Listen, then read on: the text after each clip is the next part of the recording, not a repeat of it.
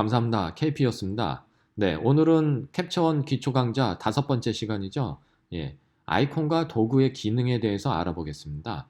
네, 먼저 지난 시간에 인터페이스에 대해서 간략하게 강의를 해드렸는데, 예, 이번에 이제 알아두셔야 될 건 이제 캡처원의 이 상단에 요 아이콘들에 대한 기능에 대해서 알아볼 거고요. 그리고 간단하게 요 도구에 대해서 알아보겠습니다. 자, 그러면 이 상단에 있는 이 아이콘을 보통 이 툴바, 그러니까 우리 말로 뭐 직역하면 도구 모음 정도 되겠죠. 그래서 도구 모음이라고도 하고, 여기 보면은 이제 명칭이 있죠. 커서 툴, 가운데 있는 요것들은 커서 툴이라고 하는데 커서 도구라고 하죠. 그러니까 아이콘을 누르면 이렇게 요 모양에 맞춰서 커서가 바뀌기 때문에 커서 아이콘이라고, 그러니까 커서 툴이라고 합니다. 예, 이렇게 기본적으로. 네. 그래서 가운데 커서 툴이고 상단에 이제 이 전체적인 거를, 예, 툴바 또는 도구바, 도구 모음, 이런 명칭으로 이제 이해하시면 되겠고요. 자, 그럼 하나하나 알아보도록 하겠습니다.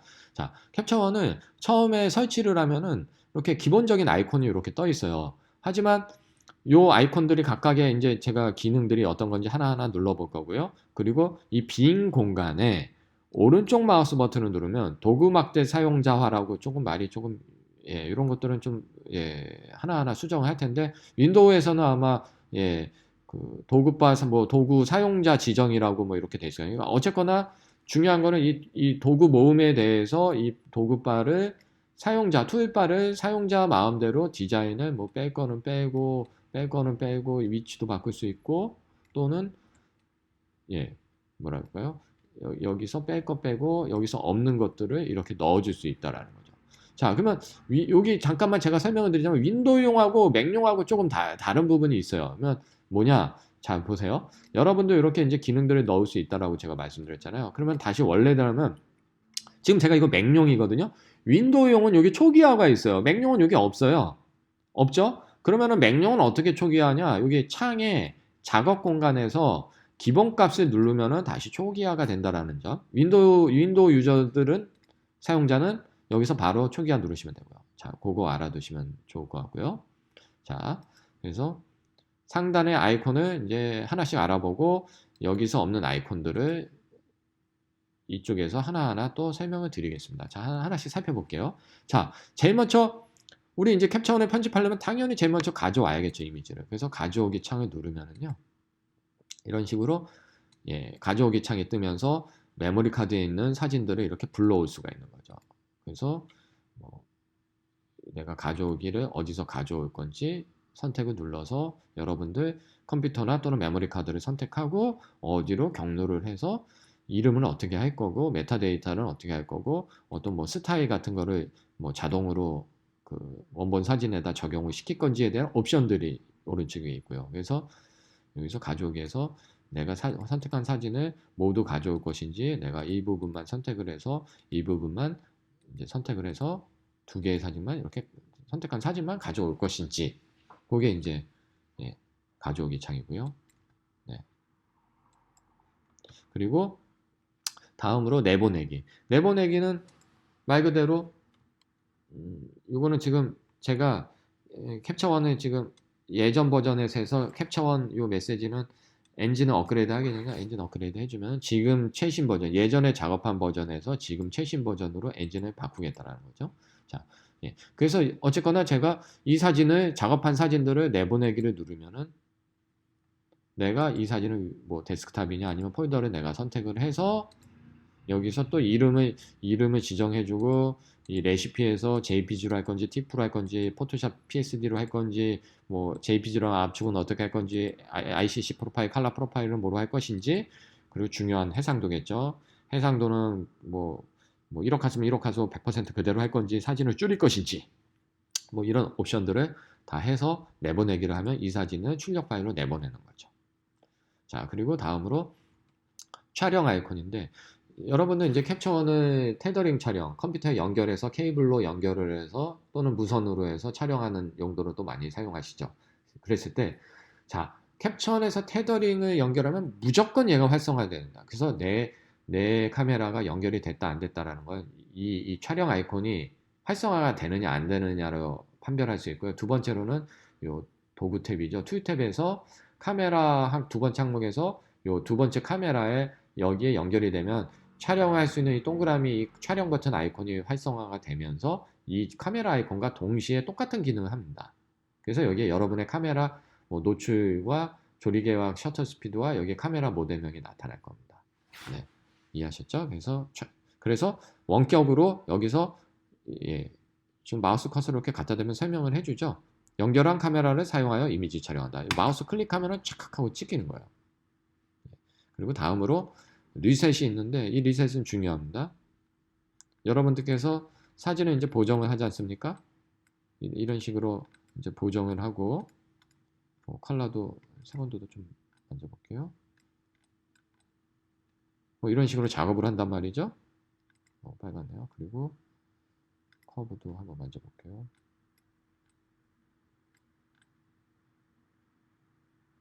이런 식으로 이제 작업을 했단 말이죠. 하지만 자, 원래 이게 촬영했을 때 원본이고 지금 보정한 사진 이전 이후 자, 마음에 안 들어요. 그러면 리셋을 누를 수 있어요. 완전히 촬영했을 때 처음으로 돌아가는 거예요. 다시 돌리고 싶으면 실행 취소, 다시 리셋. 아시겠죠? 그래서 모든 거에 대한 리셋입니다. 야, 여기서 참고 삼아 이따가 설명 다시 드릴 텐데 요 아이콘과 요 아이콘이 똑같이 생겼죠? 그러면 얘는 큰형님이고 얘는 아우예요.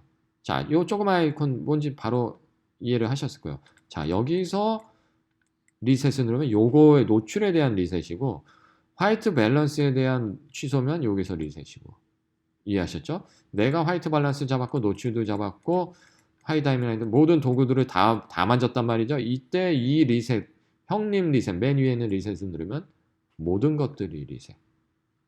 네, 그렇습니다. 그리고 처리는 아까 내보내기랑 비슷합니다. 자, 여기서 내보내기는 내가 설정들을 레시피를 설정해서 내보내지 않습니까? 이 처리 버튼은 요 밑에 아우 아이콘 톱니바퀴가 똑같이 생겼죠? 자, 요거는 출력 탭이에요.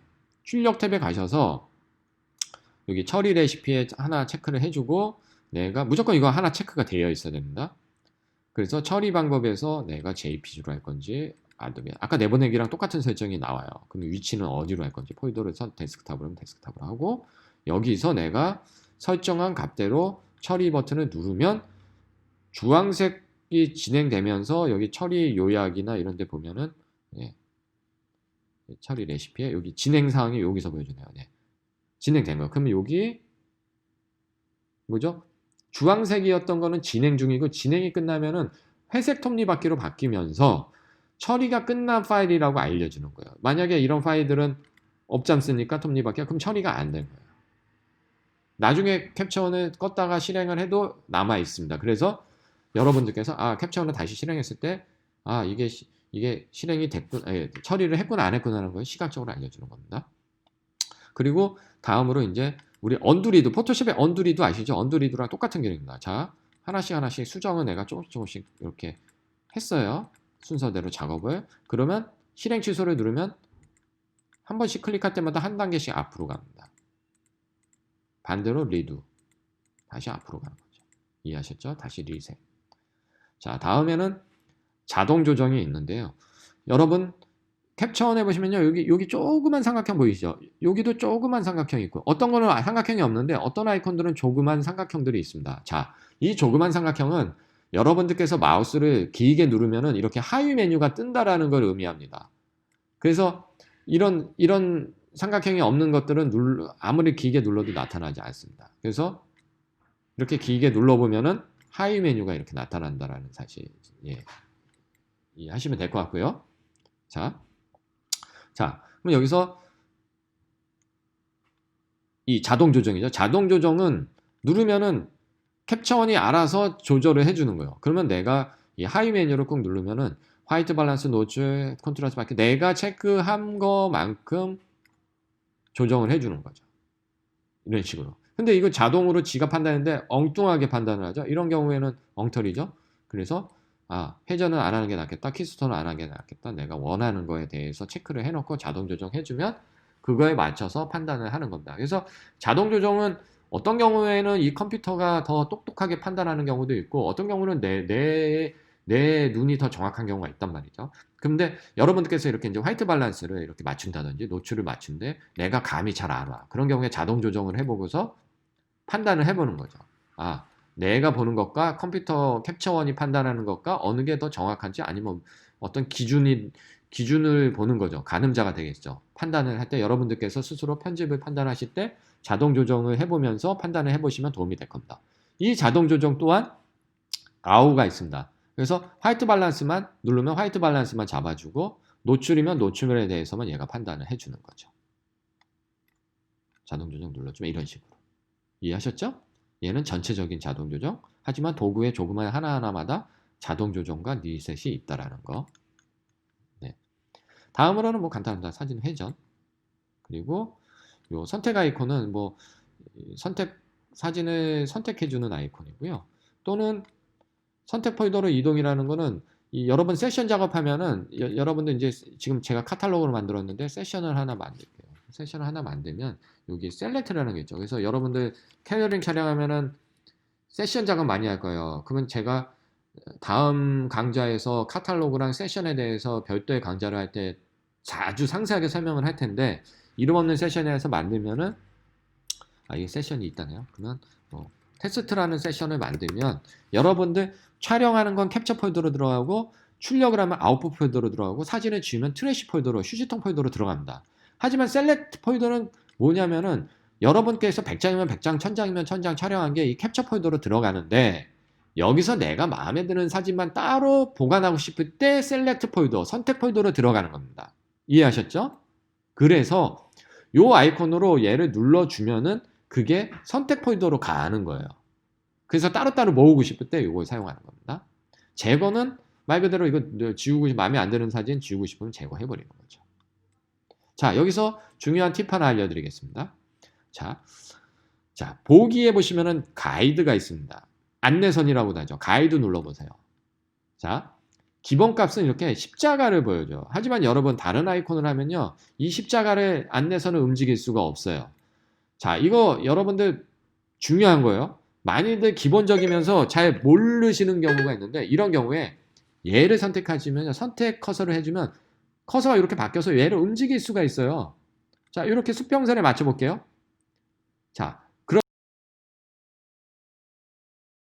수평선이나 건축 사진이나 그림 복제 또는 어떤 수직선과 수평선을 맞춰야 되는 제품 촬영할 때 이거 아주 유용합니다. 이렇게 놓고서 내가 만약에 요거를 수직선으로 맞추고 싶다면은 이런 가이드선을 보면서 여러분들께서 맞출 수가 있는 거죠. 그래서 뭐 이런 식으로 맞췄지 않습니까? 맞췄지 않습니까? 그럼 요거를 대보고 여기서 휠을 더 정밀하게 휠을 이렇게 마우스 휠을 조금씩 돌려볼 수 있어요. 이런 식으로 이해하셨죠? 그래서 중요한 팁이라고 했죠? 이렇게 할 수 있는데 만약에 빨간색 피사체면 빨간색이 묻히지 않습니까? 그런 경우에 얘의 컬러도 바꿀 수도 있고요. 보기에서 가이드 사용자 정의 가이드 컬러를 내가 옐로우로 하면 옐로우로 바뀝니다. 그리고 보기에 가이드 사용자 정의에서 수직 추가하면 이렇게 두 개 생겼죠? 또 수직 추가 한번 더 해볼게요. 이게 겹쳐 있어서 그래요. 이런 식으로 원하는 만큼의 또 수평 가이드 추가하면 또 이런 식으로 내 맘대로 이해하셨죠? 보기 가이드 숨기고 선택 아이콘이 별거 아닌 것 같지만 이럴 때 아주 유용하다는 거 명심하십시오. 그 다음은 이제 이동 아이콘입니다. 이동 아이콘은 기본적으로 어떨 때 많이 쓰면 좋냐면요. 사진을 확대하고 이렇게 사진을 손바닥으로 더블 클릭하거나 내가 사진을 이렇게 크로핑 했잖아요. 그러면은 주변의 영역을 숨기고 있을 때 손바닥으로 오면은 주변 영역을 숨겨줍니다. 그래서 이런 식으로 작업할 때 편합니다. 다시 바깥에 취소. 이해하셨죠? 그래서 그 다음에 이제 두 가지가 있는데 마우스 코너로 오버레이와 여기 보면 워터마크가 있는데 요거는 이제 카메라 촬영할 때 여러분 이제 오버레이 항목에서 다시 또 강좌를 해드릴게요. 여기 보면은 요 아이콘하고 인맥상통해서 내가 사진을 여기다 옮겨서 오버레이를 지원이 안 된다 그러네요. 이 사진이 뭐가 안 맞는 것 같아요. 그러면은 비슷하게 다른 지원이 되는 오버레이가 JPG. 자, 오버레이는 제가 자 보세요. JPG로 처리한 사진을 좀 보내달라고 이런. 그래서 일단 한번 해볼까요? 이런 식으로 오버레이를 해서 중첩시킬 수 있는 거예요, 사진을. 그래서 따로 한번 나중에 설명을 드리고요. 워터마크 또한 여기서 이미지를 내가 우리 회사 로고라든지 이런 것들을 이 안에다가 넣어서 내 맘대로 사진을 컴퓨터 할 때마다 여기다 회사 로고라든지 브랜드라든지 이런 것들을 넣어줄 수 있어요. 그래서 워터마크를 사용할 때 씁니다. 자, 다음으로 루페 아이콘입니다. 루페 아이콘은 사진을 루페를 선택을 하고 우리가 이제 손바닥으로 놓고 이동 아이콘을 놓고 더블 클릭하면 초점의 상태를 볼 수 있지 않습니까? 자, 썸네일처럼 이렇게 크게 해볼게요. 그리고 루페를 선택하면 뭐가 재밌냐면 사진을 선택하지 않아도 이 상태에서 사진의 초점을 이렇게 확인할 수가 있어요. 그래서 하위 옵션에서 루페의 크기를 크게 할 수도 있고 루페의 줌을 100%냐 해서 기본적으로 100% 하는 게 좋고요. 사진의 초점을 정확히 보는 게 중요하니까 예, 이 정도로 하시면 될 것 같습니다. 이거는 지금 사진이 큰가 봐요. 예, 이런 식으로 초점이 맞았는지. 다음으로 이제 중요한 또 크롭이죠. 자, 손바닥에서 이렇게 더블 클릭한다는데 요거 잠시 제가 하나 설명 더. 자, 손바닥으로 더블 클릭하면 100%를 보여주기도 하고 요 오른쪽에서 똑같은 기능을 합니다. 마이너스 눌러주면 맞추소 화면 크기에 맞춰서도 보여주고 돋보기를 누르면은 100%로도 보여주고 손바닥을 더블 클릭하는 것과 동일한 효과를 보여줍니다. 자, 크롭은 내가 기본값은 자유자재로 할 수 있는데 하위 메뉴에서 자, 제한 없음으로 하면요. 내 맘대로 크롭을 마음대로 비율을 정해서 할 수 있고요. 오리지널로 하면은 촬영한 카메라 센서의 비율대로만 됩니다. 강제로 이렇게 가로 세로를 전환할 수가 있어요. 마우스를 크게 틀면은 꺾으면은 세로, 다시 틀면 가로. 하지만 비율은 오리지널. 하지만 또 정사각형 비율로 할 건지 4:3 비율로 할 건지 16:9 비율로 할 건지 또는 내가 제목 없는 비율을 누르면은 이거는 이제 제가 저장을 해 놓은 거예요. 자, 가로 세로 비율 추가를 눌러서 내가 원하는 제목 없는 비율을 하는데 내가 원하는 비율을 내가 만들 수 있는 거죠. 여기에 13대 1, 13대 1 저장해놨죠. 그러면 제목 없는 비율 밑에 13대 1이 나타나서 13대 1 비율로 크롭이 되는 거죠. 이해하셨죠?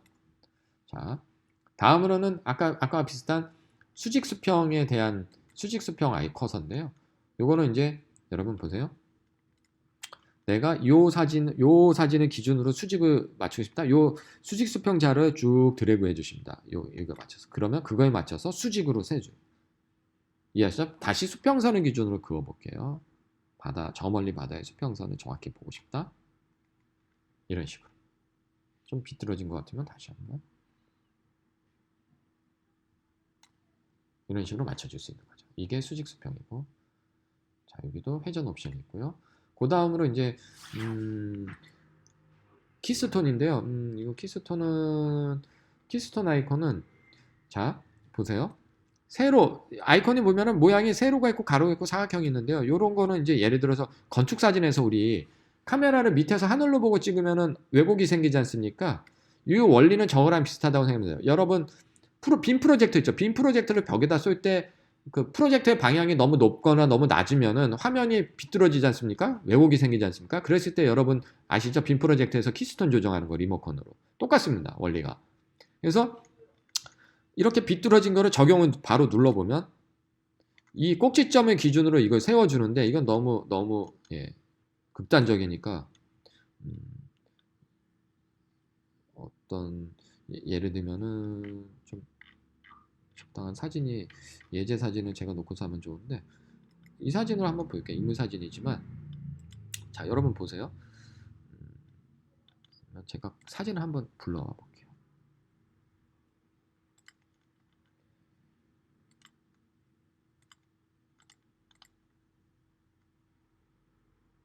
제 컴퓨터에서 옥상에서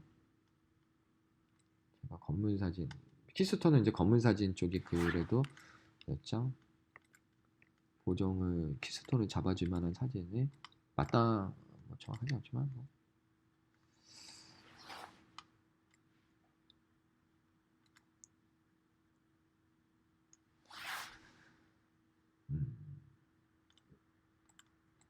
네, 사진에 불러왔죠. 자, 그러면 여러분 지금 여기 사진 보면은 이렇게 기울어져지 않습니까? 이 건물 보면 기울어졌죠. 제가 반대편 옥상에서 찍었는데 요거 그냥 바로 건물의 꼭지점에 세로 사진이지 않습니까? 세로의 꼭지점을 잡아볼게요. 이렇게 꼭지점을 잡은 다음에 정확하지 않지만 적용을 눌러볼게요. 직선으로 딱 세워줍니다. 그리고 손바닥 누르면 아시겠죠? 다시 한번 요 뒤에 건물로 한번 해볼게요. 사진을 확대를 하고 자, 요 동그라미를 내가 원근을 보정하려는 사진에 정확히 꼭지점에 대해서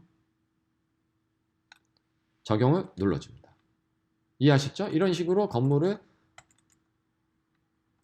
세워주게 되는 거예요. 그래서 잠깐만요. 지금 얘가 워낙 화소수가 커서요. 지금 이거는 지금 베타 버전이라서 그런지 버그가 좀 있네요. 그래서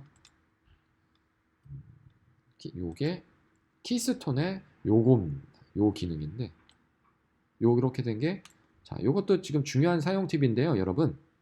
지금 이거 이전 이후로 해서 요거에 대해서 바뀌었다라는 거 보여줘야 되는데 요거는 지금 옵션이 잘못됐구나. 네, 이게 지금 이거는 지금 버그가 있는 것 같아요. 이게 지금 제가 베타 버전으로 보여드리니까 자, 그러면은 키스톤 항목에서 옵션 키를 누른 상태에서 리셋 키를 누르면은 이게 수정 전, 수정 후를 이렇게 손을 떼면은 수정 전과 수정 후를 이렇게 간단하게 보여줍니다. 마우스에서 손을 떼면은 수정 후로 돌아가고. 이것도 하나의 팁이에요, 여러분. 자, 어쨌거나 자, 지금 좀 길어졌는데요. 자, 말 그대로 이건 가로 키스톤이면은 내가 가로를 보정하고 싶다. 건물을 옆에서 찍어서 이 옆이 요게 똑바로 세우고 싶다. 적용 눌러볼게요. 이런 거 이제 가로를 세워준다는 거죠. 그리고 자, 사각 키스톤은 건물의 사각형을 내가 똑바로 세우고 싶다 할 때 뭐 창문이라든지 문이라든지 이런 게 만약에 뭐 정사각형인데 정사각형이 아닐 때 정확히 꼭지점을 잡아서 적용을 눌러주면은 요거를 정사각형으로 잡아주는 직사각형.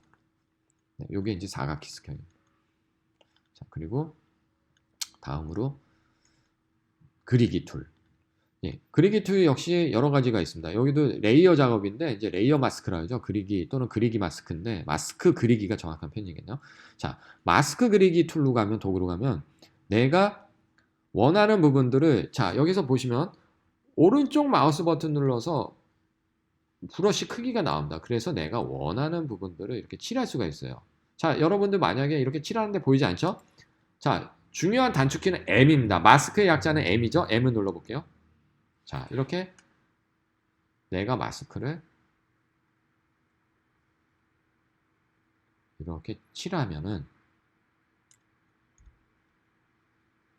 자, 그리고 레이어에서 빈 공간을 마스크 채우기를 눌러주면 이렇게 내가 빈 공간을 채워줄 겁니다. 이렇게 채워줍니다. 그러면 M을 누르면 잠시 숨겨주죠. 그러면 노출을 한번 밝게 해볼게요. 그리고 어둡게 해볼게요. 이런 식으로 마스크 작업하세요. 하지만 지금 제가 임의로 칠하니까 이게 지금 어색하지 않습니까? 그러면 일단은 레이어가 생기는데 마스크에 칠하면서 자동으로 레이어가 생겼는데 마이너스를 누르면 레이어가 사라질 겁니다. 그래서 다음 아이콘이 이건 직선 그라디언트 마스크 또는 선형이라고 하죠. 선을 그어주는 거예요. 리니어라는 게 선을 그어주는데 내가 자연스럽게 선을 그어주면은 자, 하늘로부터 이렇게 그어주면은 자, 단축키 M을 눌러보겠습니다. 이런 식으로 레이어를 해주고 다시 M을 칠하면은 자, 하늘을 내가 죽이고 싶은 거예요. 하이라이트를 이런 식으로 하늘을 어둡게.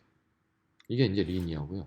요거에 대해서는 더 자세한 거는 이제 레이어의 강좌로 가서 더 상세하게 설명을 드리도록 하겠습니다.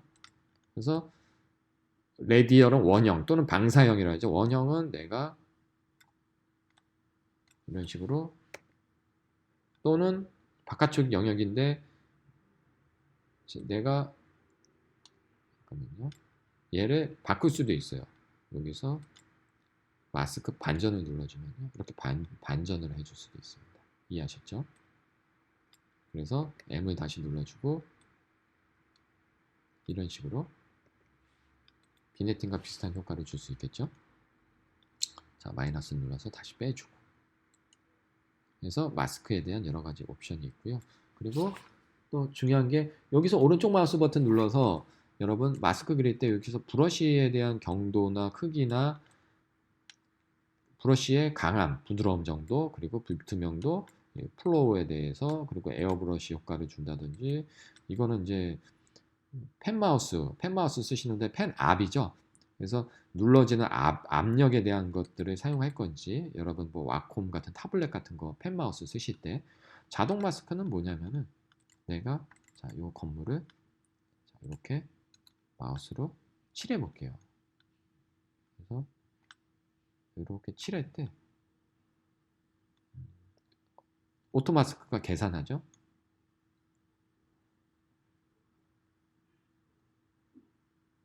자, 계산이 생각보다 오래 걸리네. 자, 방금 전에 제가 여러분 이 건물을 침범을 했어요. 근데 얘가 오토마스크는 계산을 해서 이 경계면을 우리 정확히 뭐 눕기 딴다라는 그런 뭐 올바른 표현은 아니지만 눕기 탄다라는 이 경계면에 따라서 얘가 내가 하늘을 표현한다고 했을 때 이 경계면을 최대한 어색하지 않게 따고 싶을 때 이렇게 하고요. 만약에 오토마스크를 지우면은 내가 침범을 하게 되지 않습니까? 영역을 M을 제가 껐나요? 다시 M을 키겠습니다.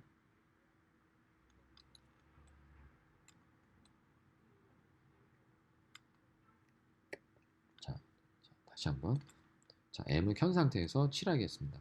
이렇게 내가 잘못하면 이렇게 우리 삑살이 난다요. 그대로 그냥 칠해지는데 오토마스크는 이거 계산을 한다.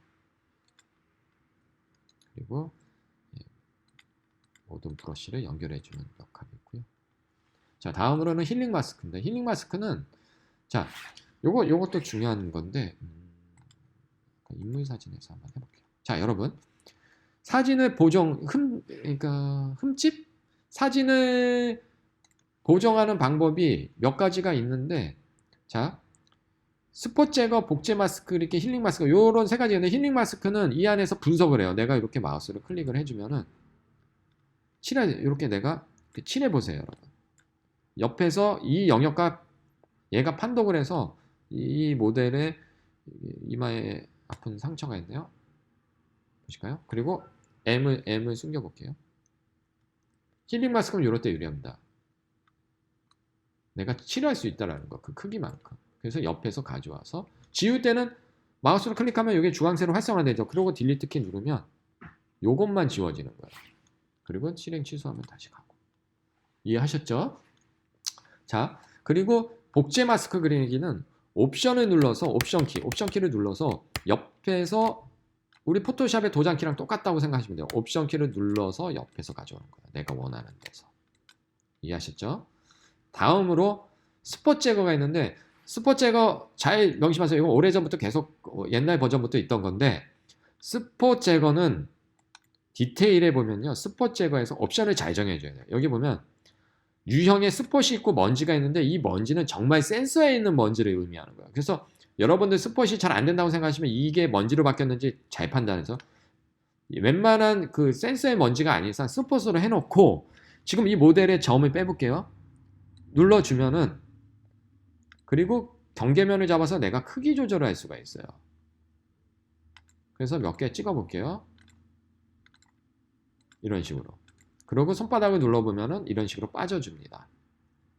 얘를 누르면 왜냐면 손바닥을 눌러보는 거는 경계면들을 사라져 주니까 임시적으로. 이렇게 된 것들은 힐링 마스크 하는 게 더 유리하고 이런 작은 점들은 빨리빨리 하기 위해서는 스폿을 하는 것도 하나의 방법이겠죠. 자, 그래서 힐링 마스크, 복제 마스크, 스폿 제거, 사진을 보정할 수 있는 점을 없앨 수 있는 또는 상처나 흠집을 없앨 수 있는 팁에 대해서 제가 완벽하게 설명을 드렸어요. 그리고 반대로 지우개는 여러분들께서 이렇게 칠한 거 있지 않습니까? 아까 전에 M을 눌러서 보면 이렇게 칠한 거를 거꾸로 지우고 싶을 때 정밀하게 다시 칠하고 싶을 때 지우개. 그리고 이거 참 중요한 아이콘이죠. 여러분 중요한 아이콘. 자, 칼라 아이콘인데요. 칼라 스패드. 처음에 이게 화이트 밸런스는 기본값이에요. 아무데나 찍으면 칼라가 막 틀어져요. 그래서 여러분들 뭐 이 스튜디오 같은 데서 그레이 카드나 칼라 차트 놓고 18% 중성 그레이 부분, 여기서는 지금 그레이가 만약에 배경이라면 이런 식으로 내가 무채색 계열을 찍어주면은 화이트 밸런스를 잡아준다라는 거죠. 그리고 그 기준에서 내가 마음에 안 든다 그러면 이 화이트 밸런스의 슬라이드 바를 조절을 해서 켈빈이나 틴트를 조절해서 정확한 화이트 밸런스를 내가 원하는 대로 맞춰주는 거죠. 그리고 그 하위 메뉴들은 여러 가지가 있어요. 요거는 이제 새롭게 캡처온 21에서 추가된 헤이즈, 디헤이즈죠. 디헤이즈의 기능에서 안개죠. 헤이즈의 컬러를 선택하는 거. 그리고 요거는 요 명칭은 표준화 또는 정규화라는데 영어로 노멀라이즈라고 되어 있는데 요거는 표준화?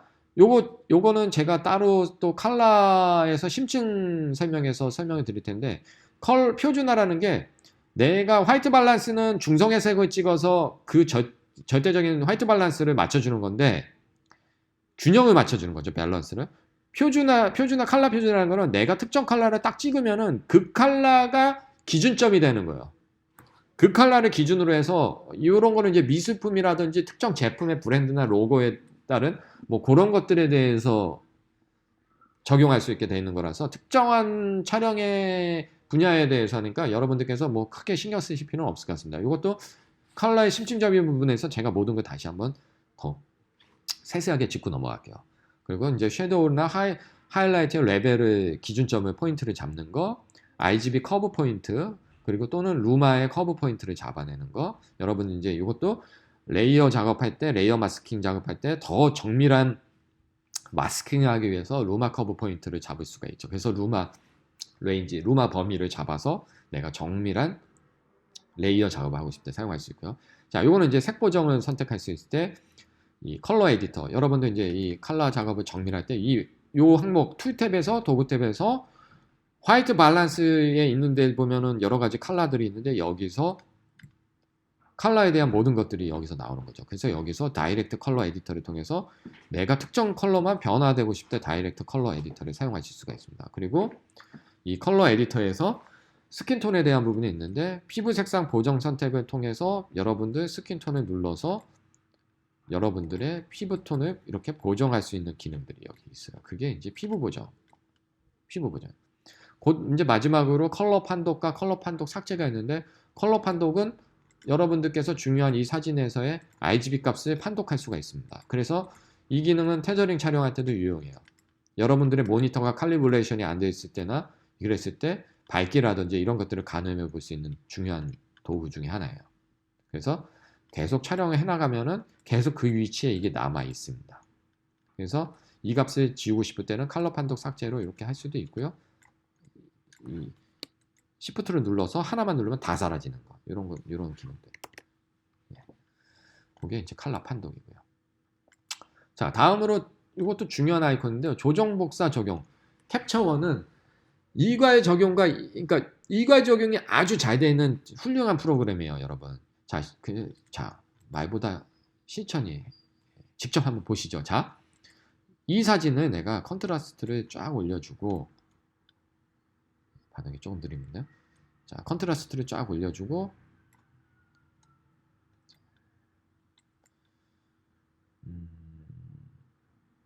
네, 이게 지금 제가 작업량이 많아서 그런지 반응이 조금 늦네요.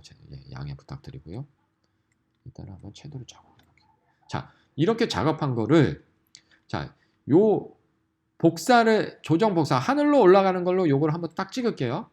그리고 아이콘을 적용으로 바꿀게요. 내려가죠.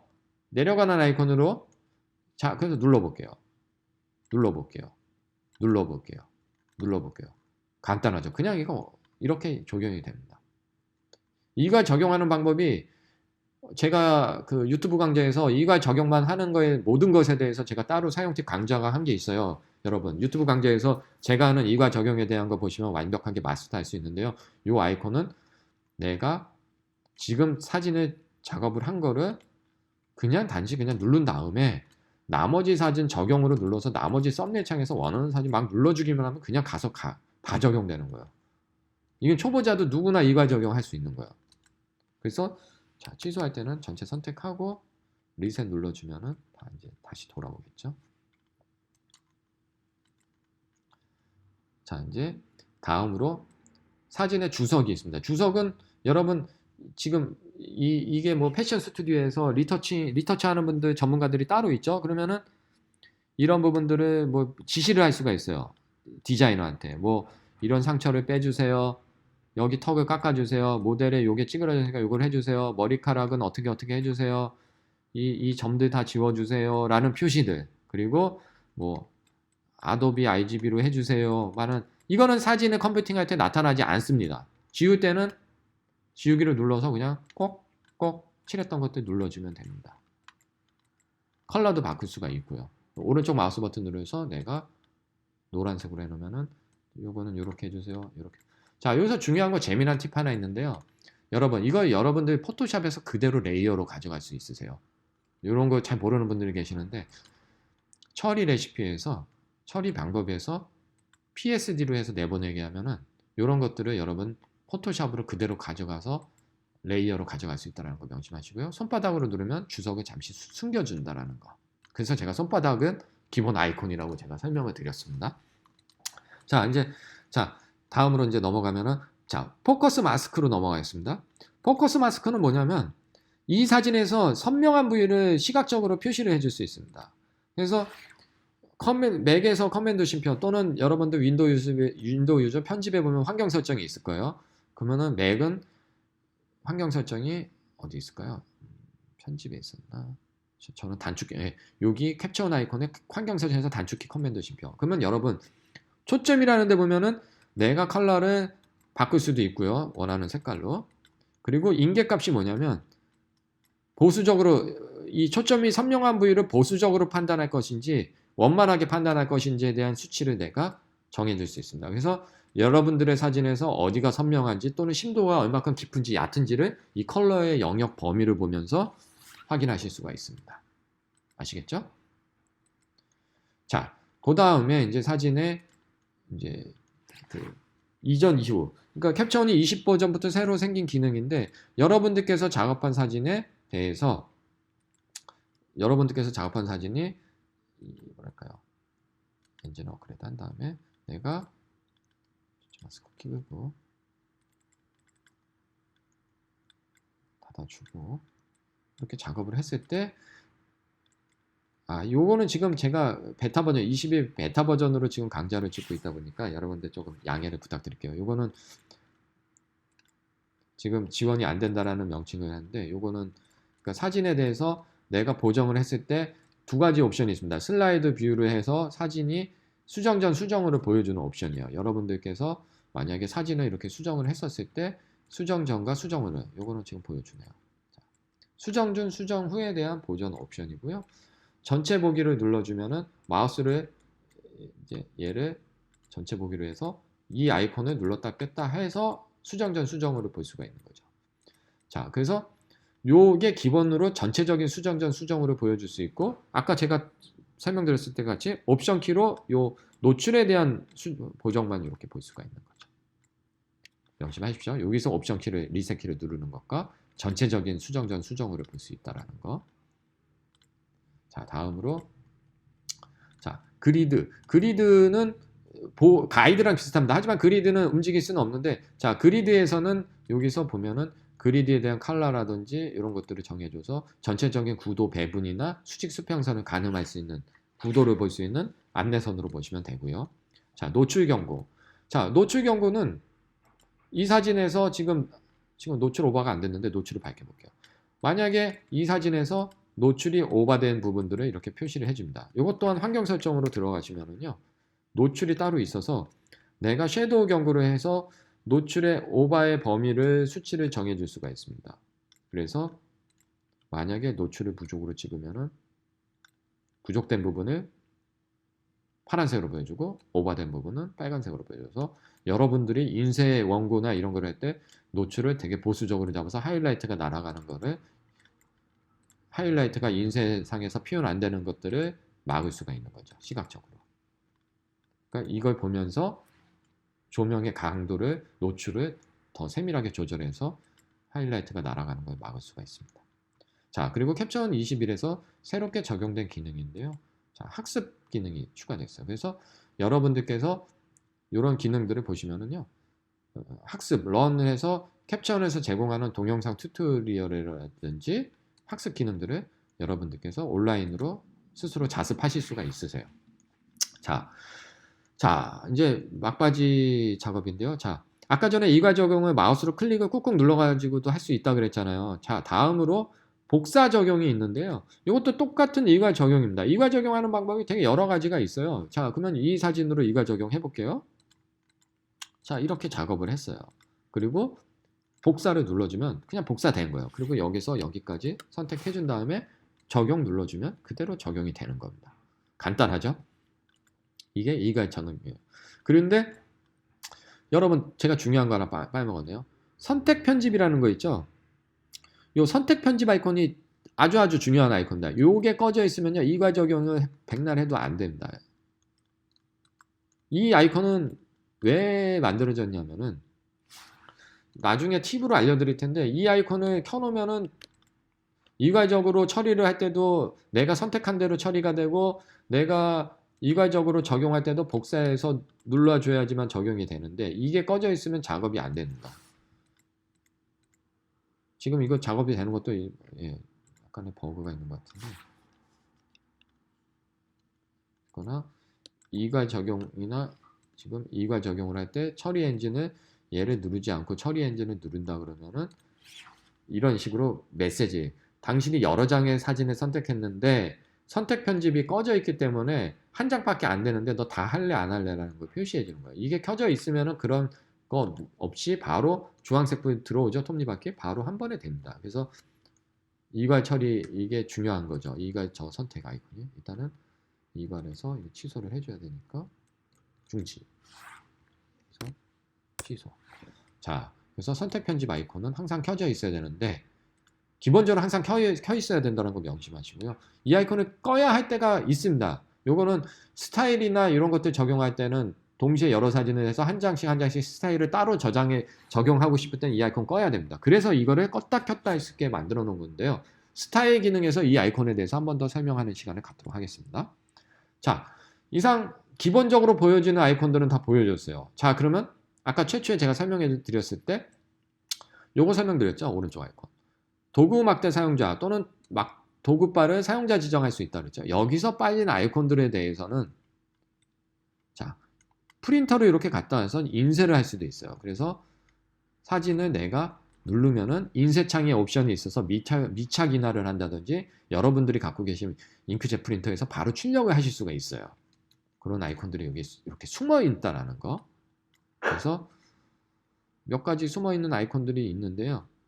뭐 슬라이드 쇼도 있네요. 그리고 작업 공간이라는 것도 있고, 핫폴더라는 것도 있고, 뭐 구성 방식 이런 컴포지션이라는 게 있고, 이런 것들은 이제 좀 번역이 잘못됐겠네요. 여기는 컴포지션인데 여기 구성 방식이라. 요거는 뭐냐면 구도인데 제가 하나하나 설명해 드릴게요. 이런 거 중요한 아이콘이네요. 자, 그래서 자, 작업 공간은 아까 있던 요 창에 있는 요 작업 공간, 여러분들의 작업 공간에 대한 거고, 컴포지션 모드 치면요, 이거 경고예요. 이거는 뭐냐면 여러분들 사진 촬영하면요 저장이 안 돼요. 그래서 테스트 촬영할 때는 굳이 여러분들 노출을 보기 위해서 조명을 스튜디오에서 사진 조명을 막 한다든지 이랬을 때 테더링 할 때 테더링으로 100장을 계속 하더라도 이게 켜져 있으면요 한 장만 저장되고 나머지 이전 사진 저장이 안 되니까 무지 조심하셔야 됩니다. 그래서 테더링 촬영할 때 웬만하면 이거 키지 말아라. 여러분들 나중에 불상사가 생기지 않게 이거 켜놓고 사진 저장 하나도 안 됐다고 땅을 치고 후회하면 큰일 납니다. 컴포지션 모드는 임시 테스트 할 때만 쓰는 것이므로 웬만해서는 쓰면 안 된다. 예. 자, 핫폴더는 뭐냐면 여러분 잠깐 아주 중요한 것도 안내해 드릴게요. 제가 아주 중요하다라는 건 꼭 명심해 주시면 좋아요. 자, KP 유어스 홈페이지에 보면요. 캡처원에 보면요. 캡처원 지원 카메라라는 게 있는데 이거 모르는 분이 많이 계세요. 여러분들 카메라가 캐논이면 캐논, 소니면 소니, 니콘이면 니콘, 테더링이 지원되는지 안 되는지에 대해서 저희가 다 서비스를 제공하고 있어요. 이런 거 안 되네요. D2HS 같은 경우.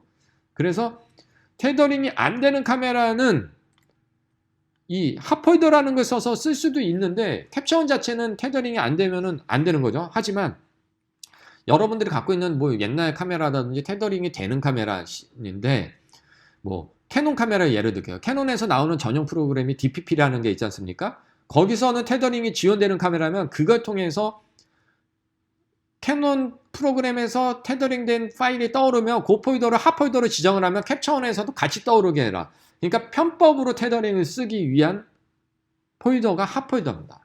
이해하셨죠? 그래서 핫폴더는 테더링이 지원 안 되는 카메라를 편법으로 쓰기 위한 임시 폴더다. 그렇게 이해하시면 됩니다. 자, 그리고 이제 슬라이드 쇼는 여러분들의 사진을 시간을 정해서 효과를 적용해서 이런 식으로 사진을 이런 식으로 자, 이게 여러분들을 뭐 인상사진 스튜디오에서 아니 또는 모델들한테 촬영이 끝나고 나서 손님들한테 사진을 이렇게 슬라이드 쇼로 보여줄 수 있다라는 거예요. 예. 그래서 이상 이제 제가 도구 상단의 도구 모음에 대해서 이제 알려드렸고요. 이제 마찬가지로 이런 간단한 도구들이 있는데 이런 도구들에 대한 부분들은 이제 이후에 제가 워크플로우 2 탭을 해서 이 도구들에 대해서 하나하나 또 자세한 강좌로 제가 설명을 드리겠습니다. 자, 오늘 5강 이 캡처원의 아이콘에 대해서 그 기능에 대해서 자세히 설명드렸습니다. 여기서 부족하거나 궁금한 사항은 KPUOS 1대1 문의 게시판에 문의 부탁드리겠습니다. 감사합니다. KPUOS였습니다.